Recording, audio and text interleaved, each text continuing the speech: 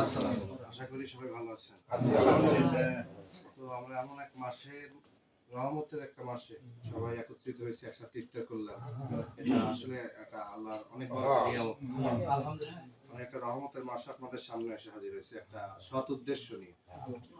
তো আগামী দিনে এই ৫ নং ফরিদপুর ইউনিয়ন পরিষদ নির্বাচনে আমি চেয়ারম্যান পদপ্রার্থী হিসেবে আপনাদের প্রতিনিধি হতে চাই।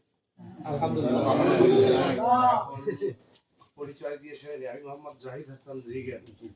আমার বাবা হচ্ছে মোহাম্মদবাজার হাই স্কুলের প্রধান শিক্ষক মোহাম্মদ আব্দুল মতিন সরকার। আমার নানার বাড়ি নুর আলম মিয়া। আমার নানা দুনিয়া মায়া ত্যাগ করে চলে গেছে অনেক আগেই। তো আমার মায়ের মাতৃভূমি এই জায়গাটা দাঁড়িয়ে আছে এই পুরে পাড়াটাই। তো এই জায়গাটায় নানা বাড়িতে আসলেই মনে হতো যে মসজিদ আসলে অনেক দূরে, নামাজে যাইতে একটা কষ্ট হতো। আমার নানা বাড়ি থেকে ওপাশে পাশে মসজিদে হাঁটে আসতে অনেক কষ্ট হতো।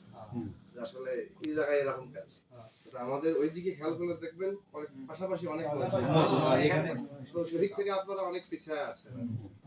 যে মহৎ উদ্দেশ্য নিয়ে আপনারা সবাই হাত বাড়ায় দিচ্ছেন, এটা অনেক বড়